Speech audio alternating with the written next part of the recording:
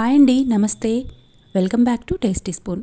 Egg curry ఎప్పుడు చేసినా సరే బాగా రుచిగా రావాలంటే ఒక్కసారి ఇలా ట్రై చేసి చూడండి. అన్నీ కూడా మనకి అందుబాటులో ఉండే సింపుల్ ఇంగ్రీడియంట్స్తోనే ఈ రెసిపీని రుచిగా చేసుకోవచ్చు. దీనికోసం ముందుగా స్టవ్ మీద ప్యాన్ పెట్టుకొని 3 టేబుల్ స్పూన్ల ఆయిల్ వేసుకోవాలి. అందులోకి 1/2 స్పూన్ జీలకర్ర, 2 లవంగాలు, కొద్దిగా చెక్క వేసి 1 నిమిషం తర్వాత కట్ చేసుకున్న ఉల్లిపాయ ముక్కల్ని వేసుకోవాలి. ఉల్లిపాయలు బాగా బంగారు రంగు వచ్చే వరకు ఫ్రై చేసుకోవాలి. ఈ ఉల్లిపాయలు ఫ్రై అయ్యేలోగా ఇందులోకి కావాల్సిన గ్రేవీని ప్రిపేర్ చేసుకుందాం. మిక్సీ జార్లోకి 2 టమాటాలని ముక్కలుగా కట్ చేసి వేసుకోవాలి.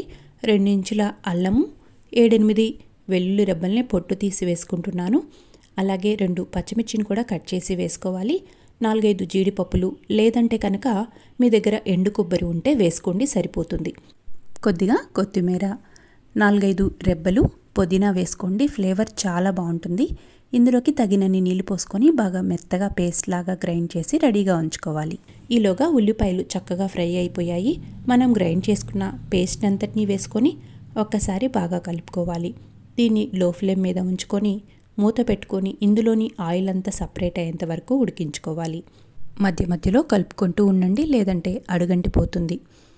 ఇలా ఒకసారి కలుపుకున్న తర్వాత ఇందులోకి 1/2 స్పూన్ పసుపు, రుచికి సరిపడా ఉప్పు, 1 స్పూన్ కారం, కొంచెం కారం ఎక్కువ వేసుకోండి, బాగుంటుంది. 1/2 స్పూన్ ధనియాల పొడి, 1/2 స్పూన్ గరం మసాలా వేసుకొని ఈ మసాలా అంతా కర్రీలో కలిసేలాగా ఒకసారి బాగా కలుపుకోవాలి.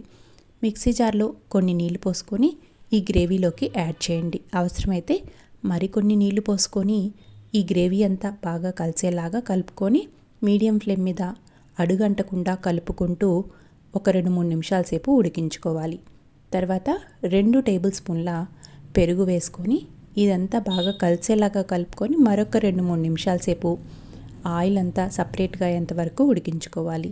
మరొకసారి కలుపుకున్న తర్వాత ఉడికించుకున్న ఎగ్స్ని మధ్యలోకి కట్ చేసి వేసుకోవాలి.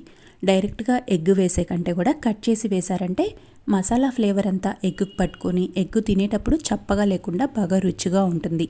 ఎగ్స్ వేసుకున్న తర్వాత మరొక 2-3 నిమిషాల సేపు ఉడికించుకొని చివరగా కొత్తిమీర తరుగు చల్లుకొని స్టవ్ ఆపేసుకోవాలి. అంతే అండి, ఎంతో రుచిగా ఉండే ఎగ్ కర్రీ రెడీ అయిపోయింది. ఇది అన్నంలోకి అలాగే చపాతీల్లో కూడా చాలా బాగుంటుంది.